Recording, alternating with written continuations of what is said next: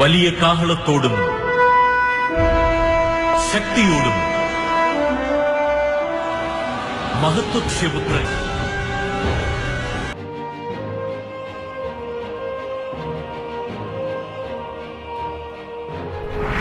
Écoutez, rien n'est impossible à Dieu. Et Dieu peut utiliser n'importe qui, n'importe quoi, n'importe quand et n'importe. Les ténèbres ne régneront pas toujours dans votre vie, car les trônes tomberont, les royaumes passeront. Voici, le royaume de Christ est venu pour vous rendre libre. Visitez le ministère Reine de Christ et votre vie sera transformée. Your past is over. Ton passé est passé. Le sauveur!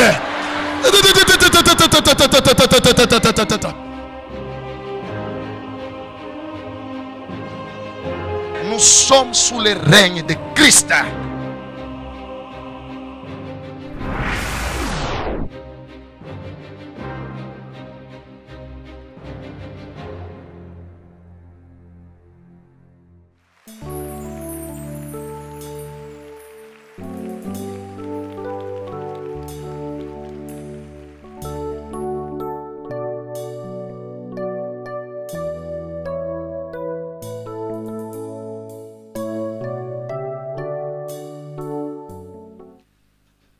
Prions.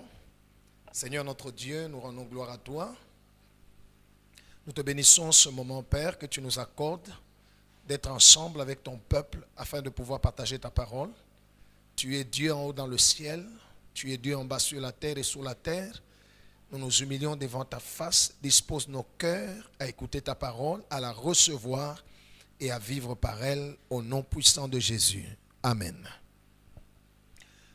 Ok, bien-aimés dans le Seigneur, je vous salue au nom de Jésus. Nous allons partager la parole de Dieu et le thème de ce jour, c'est la base de la foi et l'attachement à Dieu. La base de la foi et l'attachement à Dieu. Lorsque nous parlons de la base de la foi, cela veut dire qu'est-ce qui nous a poussé. Quel est le fondement de notre croyance en Jésus? Il est très important avant toute chose de se poser la question fondamentale sur notre foi, sur votre foi en Christ. La question c'est celle-ci: pourquoi ai-je cru en Jésus-Christ? Pourquoi tu as cru en Jésus-Christ? Quelle est la base, quelle est la raison fondamentale de ta foi en Jésus-Christ? La réponse à cette question détermine le résultat ou la force ou la faiblesse de ton attachement ou de ta communion avec Dieu. Les gens croient en Jésus pour plusieurs raisons. Et j'aimerais aujourd'hui, par la grâce de Dieu, que chacun de nous, après avoir écouté ce message, cette prédication, qu'il puisse changer la base de sa foi. Si ta base n'est pas correcte, si la base de ta foi, la raison pour laquelle tu as cru en Jésus, n'est pas celle que Dieu veut, aujourd'hui, prends la décision de la changer. Pourquoi?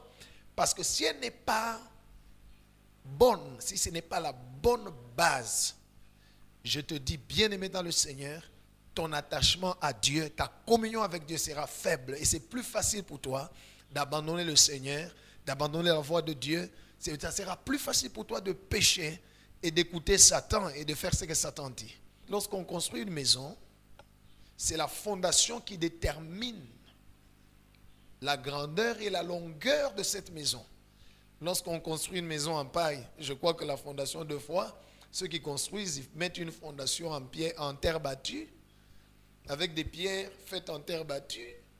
Mais lorsqu'on veut construire un building, je crois qu'il faut une bonne fondation, une fondation qui entre sous la terre et une fondation à béton armé pour permettre à ce que ce qui sera bâti dessus soit fort et durable.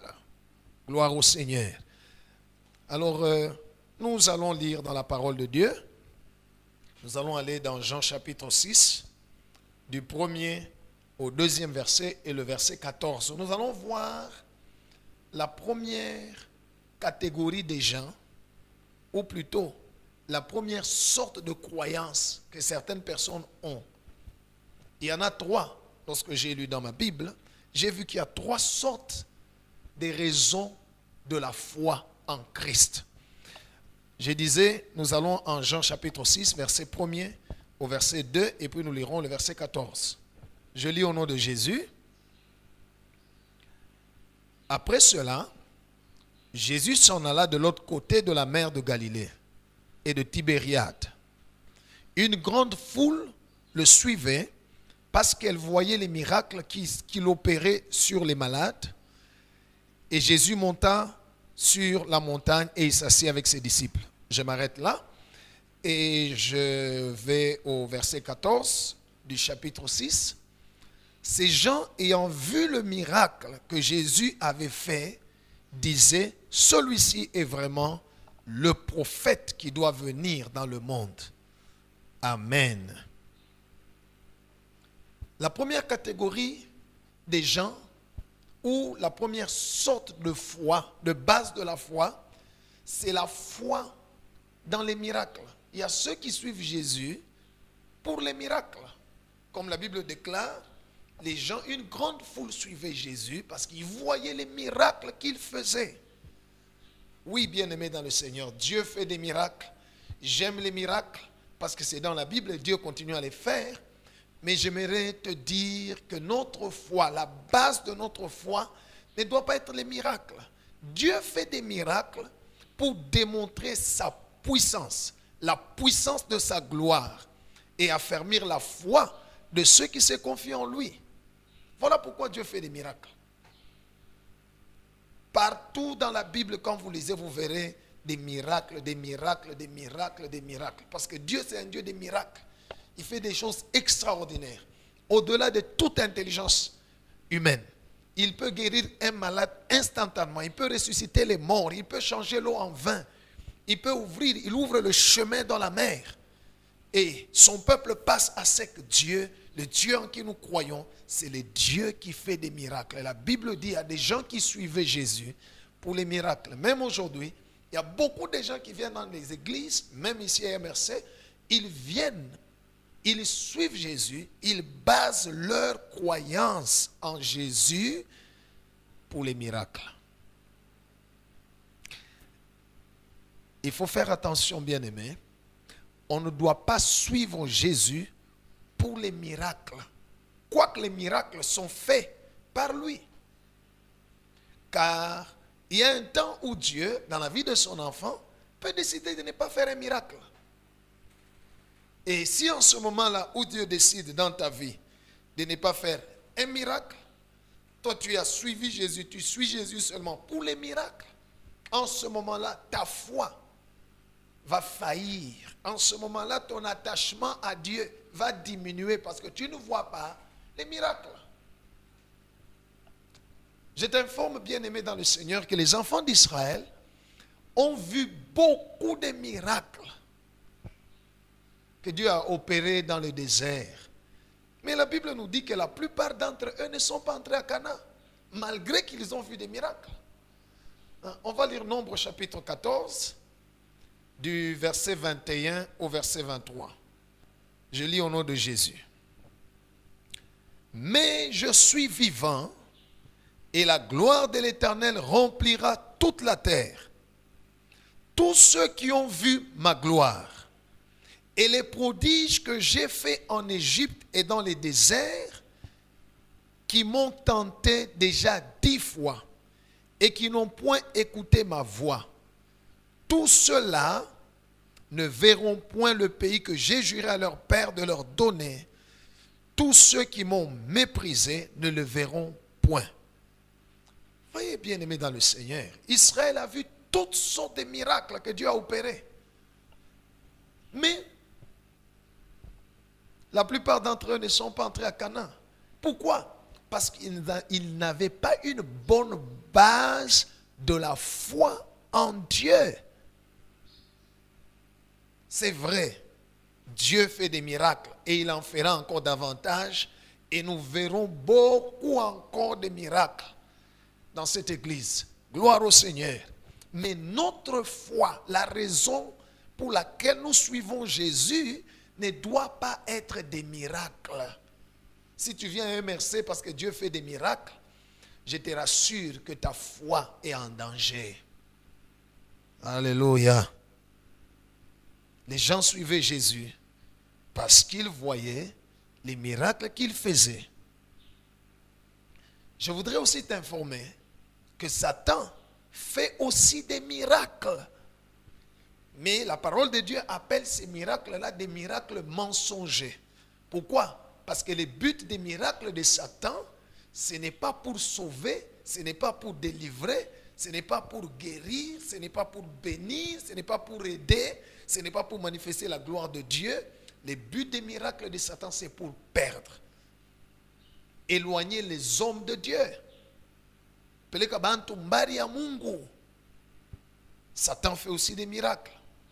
Et si la base de ta foi est sur les miracles, si tu suis Jésus pour des miracles, il est plus facile pour toi d'être dévié. Parce que tu vois les miracles, tu peux dire, ah oui, ça c'est Dieu.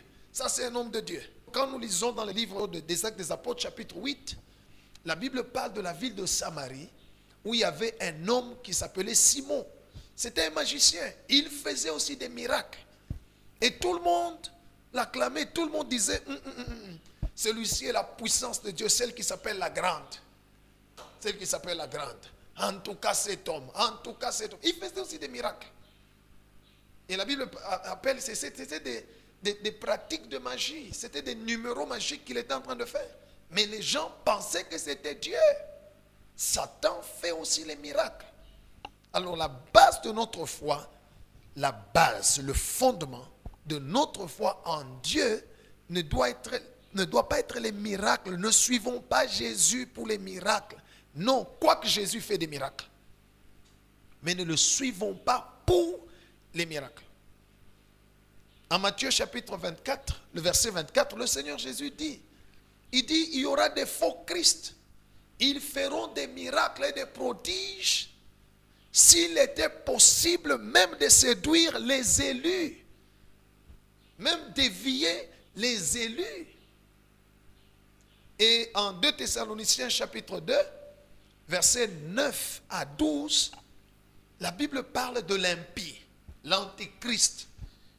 La Bible dit, cet homme viendra par la puissance de Satan avec toutes sortes de signes et de prodiges mensongers pour dévier ceux-là qui ne cherchent pas la vérité, ceux-là dont leur foi est basée non sur la parole de Dieu, non sur Dieu lui-même, mais ils suivent Jésus parce qu'ils cherchent seulement les miracles. Alors, bien-aimés dans le Seigneur, fais attention. Il y a beaucoup de gens, leur base, ils suivent Jésus pour les miracles. Au verset 14 du chapitre 6, on a lu, les gens suivaient Jésus pour les miracles et ils disaient même, en tout cas, celui-ci, c'est le prophète qui devait venir dans le monde. C'est comme ça actuellement. Les hommes qui suivent Jésus pour les miracles, à un moment donné, ils oublient. Ils parlent même beaucoup plus des hommes, des pasteurs, des prophètes que de Jésus lui-même. Ce pasteur-là, cet homme de Dieu-là, pana. C'est un homme d'onction, c'est un homme puissant, c'est tout ça. Non, la base de notre foi n'est pas les miracles. Je ne dis pas que vous ne devez pas croire que Dieu fait des miracles. Je répète, Dieu fait des miracles. Il continue à le faire, il le fait même dans mon ministère. Il le fait et il le fera encore davantage. Mais la base, le fondement de notre foi en Jésus, autrement dit, nous suivons Jésus pas pour les miracles. Deuxième point, nous lisons dans Jean chapitre 6, versets 23 à 27. Prenez vos Bibles, je lis au nom de Jésus. La Bible dit, le lendemain, comme d'autres barques étaient arrivées à Tibériade, près du lieu où ils avaient mangé le pain, après que le Seigneur ait rendu grâce, les gens de la foule, ayant vu que ni Jésus, ni ses disciples n'étaient là, montèrent eux-mêmes dans ces barques et allèrent à Capernaum à la recherche de Jésus. Et l'ayant trouvé au-delà de la mer, ils lui dirent, « Rabbi, quand es-tu venu ici ?» Jésus leur répondit, « en vérité, je vous le dis, vous me cherchez, non pas parce que vous avez vu des miracles, mais parce que vous avez mangé des pains et vous avez été rassasiés.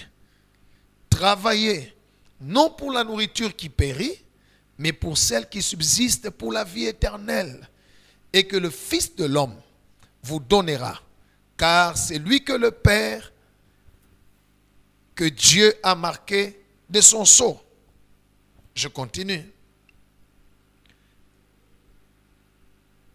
Ils lui dirent, « Que devons-nous faire pour faire les œuvres de Dieu ?» Jésus leur répondit, « L'œuvre de Dieu, c'est que vous croyez en celui qui l'a envoyé. » « Quel miracle fais-tu donc, lui dirent-ils, afin que nous voyions et que nous croyions en toi? Que fais-tu? Nos pères ont mangé la manne dans le désert, selon qu'il est écrit, il leur donna du pain du ciel à manger. » Jésus leur dit, en vérité, je vous le dis, Moïse ne vous a pas donné le pain, mais mon Père vous donne le vrai pain qui vient du ciel. Je vais sauter.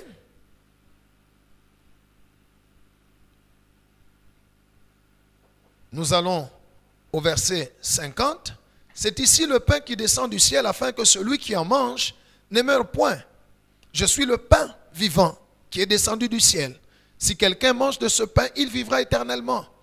Et le pain que je donnerai, c'est ma chair que je donnerai pour la vie du monde. Je saute encore. Vous allez lire la suite à la maison. Verset 58. C'est ici le pain qui est descendu du ciel. Il n'en est pas comme de vos pères qui ont mangé la manne et qui sont morts. Celui qui mange ce pain vivra éternellement. Jésus dit ces choses dans la synagogue, enseignant à Capernaum. Verset 66. Plusieurs de ses disciples, après l'avoir entendu dire, cette parole est dure, qui peut l'écouter? Gloire au Seigneur. La deuxième catégorie des gens qui suivent,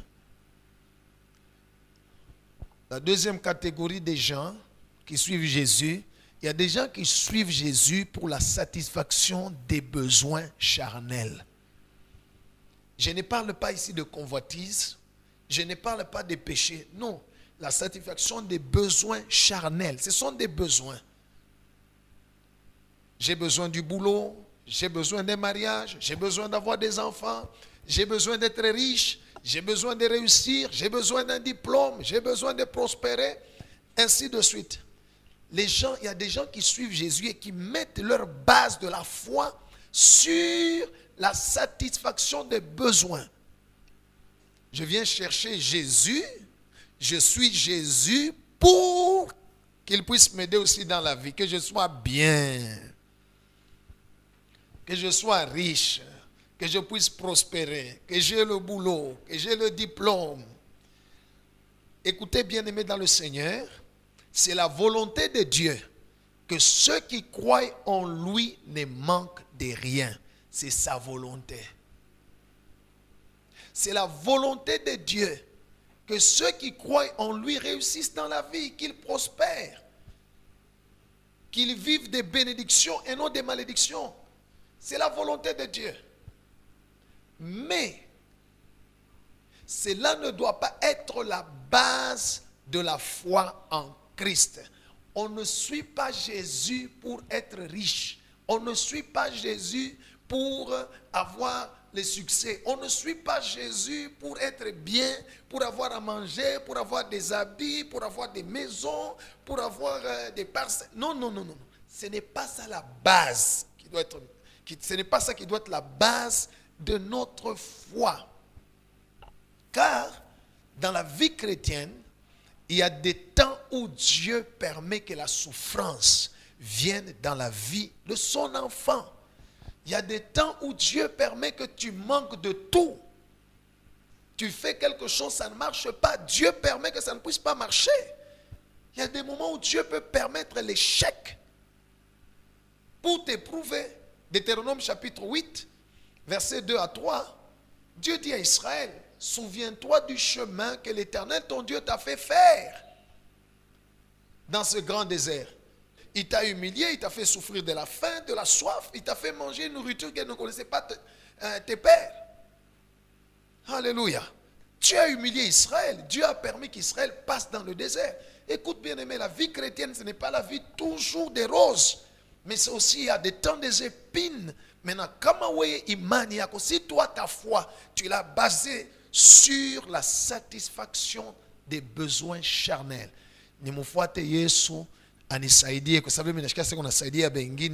Je vais suivre Jésus pour que je sois bien aussi, pour que je puisse réussir, pour que j'ai un bon mariage, pour que tout ça, pour que je puisse avoir de l'argent, que je sois riche. Je vais suivre Jésus. Si tu as basé ta foi sur ça, je te dis, bien-aimé, cette foi-là ne pourra pas tenir devant les épreuves des temps et des circonstances. Et tu ne pourras pas t'attacher à Dieu. Ta communion avec Dieu sera très faible parce que pendant des temps difficiles, pendant des temps de souffrance que Dieu permet dans ta vie, tu vas l'abandonner. Facilement. Facilement. Et tu seras déçu. Tu seras déçu. Tu vas dire, bon, j'ai beaucoup prié, j'ai suivi le Seigneur, rien ne marche dans ma vie. Il y a des gens qui sentent qu'ils sont déçus. Il y en a d'autres qui se révoltent contre Dieu. Il y en a d'autres qui abandonnent Dieu. Vous pensez que les chrétiens qui vont d'église à église, de prophète en prophète, il suffit qu'il entend que non, il y a tel serviteur qui vient d'arriver de telle part, il court. Oh, il y en a qui viennent de tel endroit du pays, en tout cas celui-là, s'il te regarde, c'est tout les regards, tu as la solution à ton problème. Ils y vont. Oh, il y en a qui, il y a un homme de Dieu qui vient de Japon, prophète Hinhan, qui vient d'arriver, lui, quand il crie seulement, tu as l'argent demain. Les gens y vont. Pourquoi? Parce que la base de leur foi est sur la satisfaction des besoins charnels. Des besoins charnels. Quand je regarde même la plupart des SMS que je reçois, venant de beaucoup de gens, de la plupart d'entre vous ici, beaucoup des SMS et des problèmes, on veut seulement la satisfaction des besoins charnels. Mungu wako na mia nione ko pasteur Abel. Mungu wako na mia nitendee ko mitamshuhudia que ton Dieu fasse ceci. On base notre foi sur la satisfaction des besoins charnels. Non, bien-aimés dans le Seigneur, la vie chrétienne n'est pas basée sur ces choses-là, parce que dans la foi chrétienne, il y a des temps des épreuves. Il y a des temps où Dieu permet certaines choses. Alors si toi tu as suivi Jésus et tu le suis seulement pour qu'il réponde à tes problèmes, à tes besoins visibles, charnels, c'est plus facile que tu te perdes et que tu sois déçu. Que tu sois déçu. On va voir quelque chose. Exode chapitre 16, versets 2 à 3. Je lis. Et toute l'assemblée des enfants d'Israël murmura dans le désert contre Moïse et Aaron. Les enfants d'Israël leur dirent, que ne sommes-nous morts par la main de l'Éternel dans le pays d'Égypte, quand nous étions assis près des pots de viande, quand nous mangeons du pain à satiété, car vous nous avez menés dans ce désert pour faire mourir de faim toute cette multitude. Voilà. Les enfants d'Israël ont basé leur foi, ils suivaient Dieu pour la satisfaction des besoins charnels. Maintenant, quand il n'y a pas la nourriture, pendant Égypte, nous étions assis sur des pots de viande. On mangeait des concombres. Il y a beaucoup de gens aujourd'hui qui sont en train de penser, dire non, même quand j'étais païen, chez quoi on était soif. Ils commencent à penser à leur vie passée parce qu'ils sont venus chercher Jésus pour que Jésus puisse satisfaire leurs besoins matériels, leurs besoins financiers, leurs besoins. C'est ça la base de leur foi. La satisfaction des besoins charnels. Jésus a dit, vous me suivez à cause du pain, parce que vous aviez mangé les pains. Il a prié, il a multiplié les pains. Le lendemain, ils arrivent au même endroit. Jésus n'est pas là. Il dit, non, allons les chercher. Jésus leur a dit, non, non, je sais pourquoi vous me suivez. Vous me suivez parce que vous avez mangé les pains. Écoutez, bien-aimé dans le Seigneur, si tu bases ta foi, si tu es en train de suivre Jésus pour qu'il satisfasse tes besoins matériels, financiers, sociaux, physiques, bien, tout ça, je te dis que cette foi-là, il est manil. C'est une foi qui ne va pas perdurer. Et ça ne te permettra pas de t'attacher à Dieu. La vie chrétienne, c'est une vie de montagne et de vallée. C'est une vie de joie, c'est aussi une vie de peine. C'est une vie de sacrifice. C'est une vie, à un moment donné, Dieu décide de t'éprouver. J'aimerais voir comment mon enfant va réagir. Alors si seulement tu es venu, dis-moi merci. Je vais suivre Jésus. On dit là-bas, c'est pasteur là, s'il prie, tu vas voir la main de Dieu dans ta vie. Tu arrives ici et Dieu ne fait pas. Si tu viens, tu vois les gens être guéris instantanément. Mais toi, on prie pour toi, tu n'es pas guéri. Si la base de ta foi, c'était, tu vas partir, tu vas quitter MRC, tu vas aller chercher une autre église, tu vas aller ailleurs, ainsi de suite. Parce que c'est ça la base de ta foi, c'est ça la raison pour laquelle tu suis Jésus. Depuis tu es venu pour chercher la solution à tes besoins charnels. Tu n'es pas venu suivre Jésus comme il le veut. Et cette foi-là, elle est dangereuse parce que c'est une foi faible. Elle ne saura pas résister à l'épreuve de temps. La troisième catégorie, c'est ceux qui suivent Jésus avec une base véritable de la foi. Quelle est cette base véritable de la foi?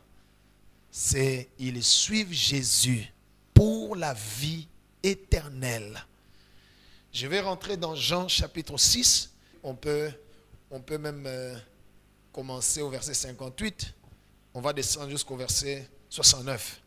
Je lis au nom de Jésus. Jésus dit, c'est ici le pain qui est descendu du ciel. Il n'en est pas comme de vos pères qui ont mangé la manne et qui sont morts. Celui qui mange ce pain vivra éternellement. Jésus dit ces choses dans la synagogue, enseignant à Capernaum. Plusieurs de ses disciples, après l'avoir entendu dire, cette parole est dure, qui peut l'écouter? Jésus, sachant lui-même que ses disciples murmuraient à ce sujet, il leur dit, cela vous scandalise-t-il? Et si vous voyez le Fils de l'homme monter où il était auparavant, c'est l'esprit qui vivifie, la chair ne sert de rien. Les paroles que je vous ai dites sont esprit et vie. Mais il en est parmi vous quelques-uns qui ne croient point. Car Jésus savait dès le commencement qui étaient ceux qui ne croyaient point et qui était celui qui le livrerait. Il ajouta, c'est pourquoi je vous dis que nul ne peut venir à moi si cela ne lui a été donné par le Père. Dès ce moment, plusieurs de ses disciples se retirèrent et ils n'allaient plus avec lui. Jésus donc dit aux 12, et vous, ne voulez-vous pas aussi vous en aller? Simon Pierre lui répondit, Seigneur, à qui irions-nous? Tu as les paroles de la vie éternelle. Et nous avons cru et nous avons connu que tu es le Christ, le Saint de Dieu. Amen. Gloire au Seigneur. La troisième catégorie, c'est ceux qui suivent Jésus pour la vie éternelle. Et c'est ça la vraie base de la foi. On voit dans cette histoire plusieurs des disciples de Jésus qui le suivaient pour la satisfaction des besoins de la chair, l'ont abandonné. Ils l'ont laissé. Par moi, il vient de se dire ça, c'est bien exagéré. Ces paroles-là sont dures. Ils l'ont abandonné. Jésus s'est tourné aux 12 qui étaient restés. Il leur a dit, partez aussi. Pourquoi vous êtes là? Pierre lui dit, à qui irions-nous? C'est toi qui as les paroles de la vie éternelle. Nous avons cru et nous avons connu que tu es le Christ, le Saint de Dieu. Voilà la vraie base de la foi. Suivre Jésus parce qu'on a cru et on a connu qu'il est le Christ, le Fils de Dieu, et que la vie éternelle n'est qu'en lui. On le suit pour la vie éternelle. Si ta foi est basée sur la vie éternelle, je suis Jésus. Je te dis, les temps et les circonstances qui peuvent arriver dans ta vie ne peuvent jamais ébranler cette foi-là. Cette foi-là ne peut pas tomber. Que tu sois béni ou que tu sois dans la souffrance, que tu puisses avoir ou que tu sois dans, que tu ne possèdes rien, que tu puisses échouer ou réussir, que tu prospères ou que ça bloque.